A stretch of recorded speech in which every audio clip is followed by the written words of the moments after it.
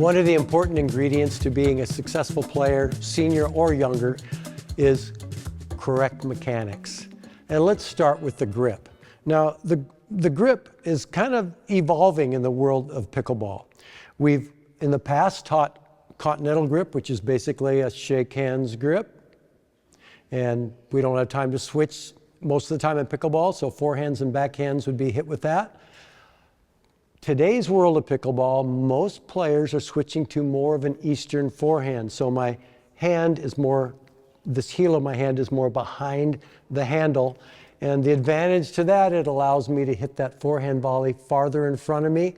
I can still hit the backhand in front of me. If I get my elbow out, I will have a slight bow in this when I use the forehand grip, but if you notice, that's the way a lot of pros look when they're hitting their backhand volley. This grip also allows me to hit the scorpion shot if I want to. It also is a great grip if I have an Eastern forehand to hit a backhand dink and get the ball to go the other way and open up my paddle. It's much harder to do that with a continental grip, to open my paddle up the way it needs to be. So it definitely has some advantages. Every grip has some disadvantages and advantages. Students ask me all the time, is it okay to have my fingers on the paddle? There are many top players who do, but let's get them straight. There's two kinds of grips with your fingers on the paddle. Remember the continental grip we talked about that a lot of successful players have? If you scoot all the way up and you have your index finger here and your thumb here, that's basically a continental paddle just choked up. It's also the same grip table tennis players use. If you are coming from top table tennis, this may be a good grip for you. Good grip for controlling the ball. Control because you're very close to the sweet spot. One disadvantage is you can't quite hit the forehand volleys in front of you quite as far, and you won't have quite the power or reach. We also have the grip where the finger's going straight down the paddle. That is an Eastern forehand. So you will have those strengths of hitting the ball farther out in front. You may occasionally hit this finger every now and then. It doesn't happen that often. You won't quite have the reach as the person that's down here. It may also be harder for you to get two hands on the paddle. That's the other thing we should talk about. Today's pickleball, we have lots of two-handed backhands, so don't be afraid to give it a try. Depending on the paddle that you have, some have more room than others, but you'll see most pro pickleball players, when they are holding a two-handed backhand, their index finger points this way. So their forehand's here and they can quickly, slightly overlap, and that's the grip. One thing I will say is avoid, if you can, an extreme grip. If you have an extreme grip, you're going to have extreme strengths, but also extreme weaknesses. So if you're one of those windshield wiper players that hits everything like this will be a strength hitting these balls, but this is going to be very weak hitting a low ball here and a low ball here, unless you know how to switch grips at the right time. When teaching mechanics to students, younger students or even seniors, first thing I teach is dinking. And remember now, we want to have that grip that we can hit both forehand and backhand with. And I love to see dinks done with a lift dink when you're beginning. That means letting the ball just fall on your paddle, and we're just slightly lifting. It looks like this.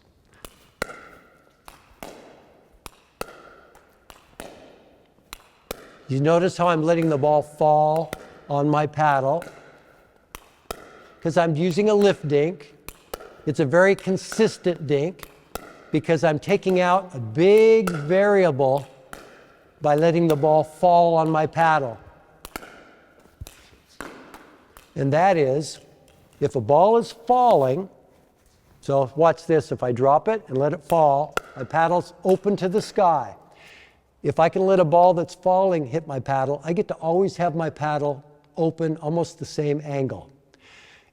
If I'm hitting a ball on the rise, a very difficult physics law happens, and that is the angle of deflection coming off my paddle equals the angle of incidence that it hit the paddle. So if I'm hitting a ball on the rise, I have to calculate in my head, oh, what angle is that ball coming? Is it coming this angle, this angle? And I have to calculate quickly where my paddle angle should be.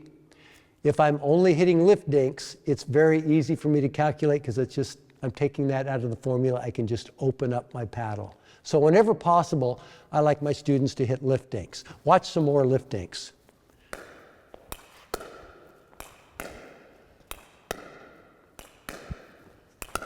That was a block dink. There's a lift dink.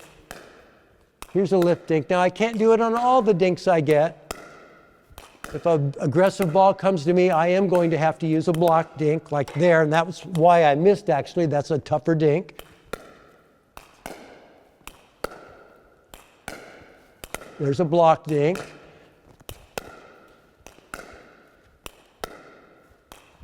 So that's what a lift dink looks like. I teach lift dinks like this. I'm going to do it in slow motion without a ball. I want your head to be very close to this head. The closer it is, the more you're going to hit the sweet spot. Dinking, we all know, if we hit way out here, the ball's not going to go where we want it to. So the closer my head is to this head, the more consistent I'm going to be when I dink. This dinker is going to be better than someone who's up here. So I do that by getting down with my legs, and I'm lifting. When I say lift, I'm only lifting with my arm. Watch.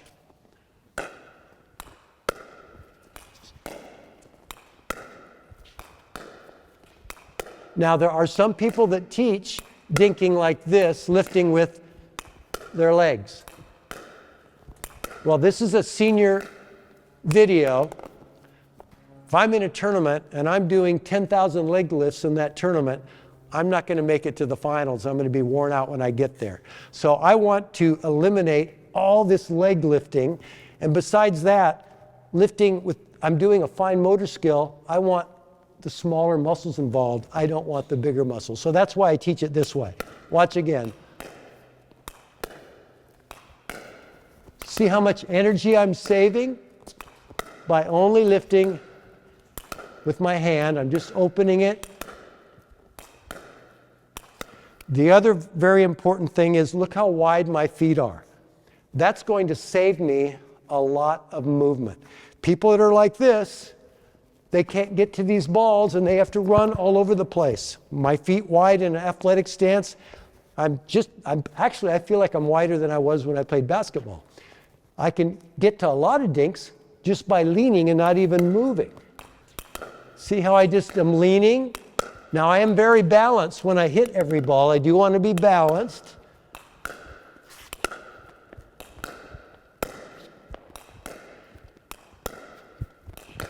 But I can cover most balls with either one step or a lean. You see how I'm staying down and I'm keeping my head close to this ball. The other thing, I see lots of people teaching, and this is the old way we used to teach, dinking like this, like you're throwing a ball underhand, over. Now that's fine if the ball is right here, but it's not a very versatile dink. If this is the only dink I have, especially as a senior, to get to that ball and that ball, I've got to go like this. And that's going to waste a lot of time. I'm also going to make more mistakes because I'm moving. So instead, get your feet wide. Learn how to hit a forehand dink with your paddle pointed that way. Learn how to hit a backhand dink with your paddle pointed that way. You can cover way more area than this old-fashioned dink we used to teach. Watch.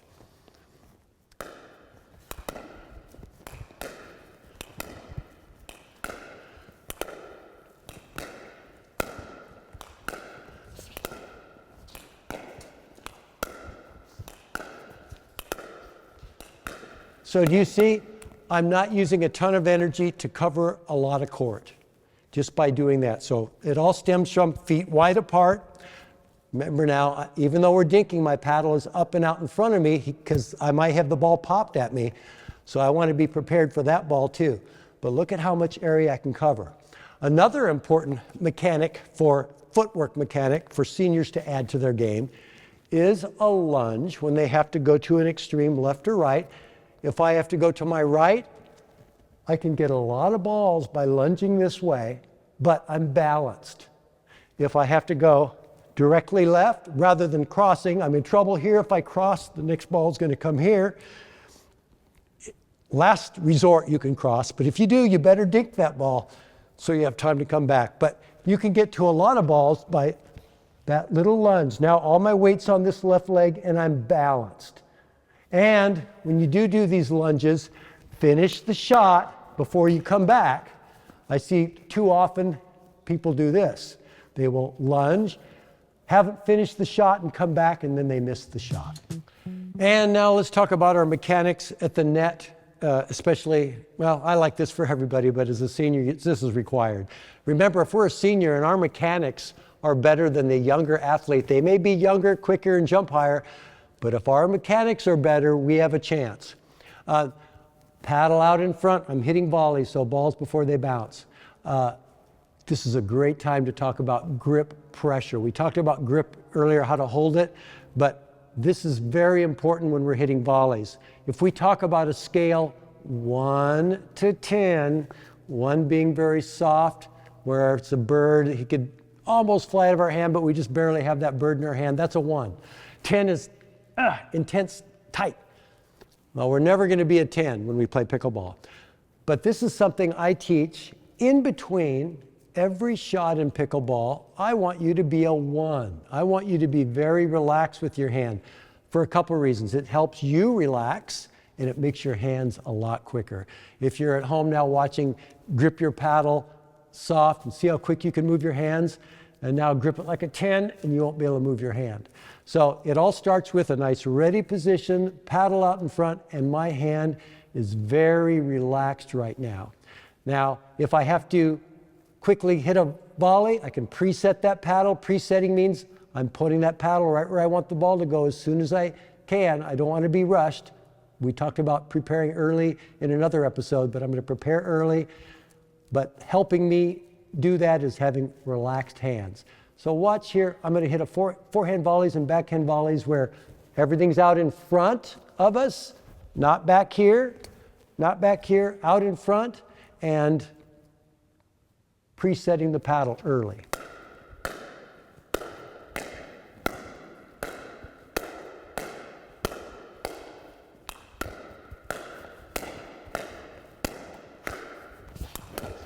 Here's a situation that happens a lot. We've returned serve, we're at the net, and we're playing those guys who are great at driving the ball.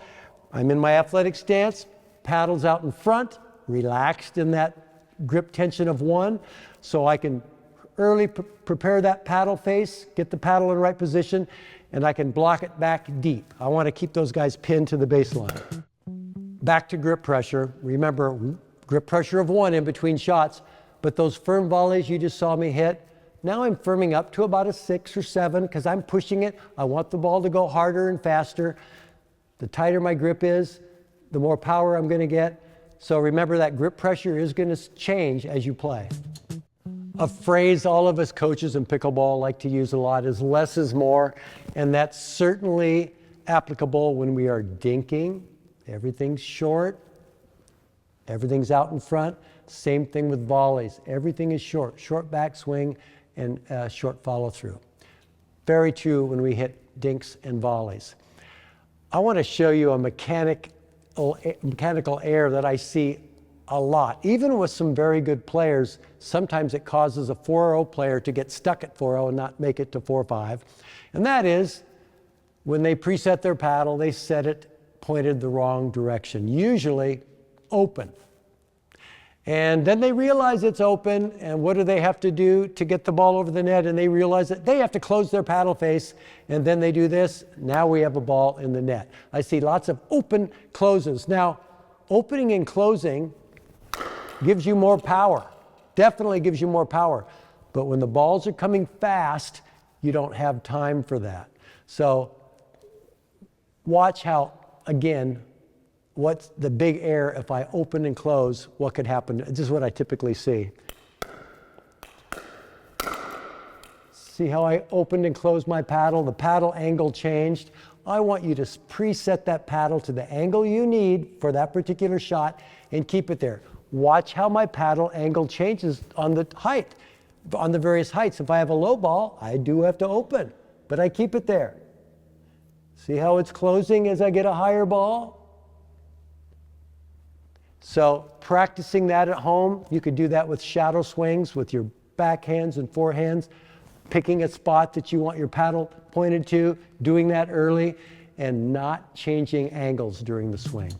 Since this is a senior video, I'm 67 years old, and I was a tennis nut, played in college, and that tennis swing, of all those pros that I admired, works perfect for our ground strokes in pickleball. So I'm talking about the Jimmy Connors, McEnroe, Chris Everett type swing. So now, yes, we are going to open up, we're going to close our stance. Now we're going to transfer our weight. We weren't transferring our weight hitting those dinks or volleys, we were just being balanced. But now, yes, we are going to close our stance. Now my weight's on the back foot, step forward, follow through, backhand, turn the other way, same thing. We can have one-handed backhands, we can have two. We can just copy that tennis swing from our era of the 70s and 80s. My students to realize that this baseline game for that 95% of the people is a forehand game. So try to build your baseline game back here around your forehand. I'm always talking about presetting that paddle face where you want the ball to go. On ground strokes, I want you to preset that paddle as early as possible to your impact position. So since I'm hitting a forehand here out in front of my left leg, do you see the angle of my wrist and my paddle? I want to preset that here, early, and keep it there. That way I can be successful hitting here, and get it in the court. Same thing with the backhand. Now, one-handed backhand, I'm going to meet farther in front of me. Two-handed backhand is going to be a lot like a left-handed forehand. But I'm going to preset my paddle position as early as possible when I prepare early. I hope you like this pickleball instructional series, Senior Success with Steve. If you watched all the episodes, I think we're giving you a lot of new things to work on as a senior to be successful and enjoy the game for the rest of your life.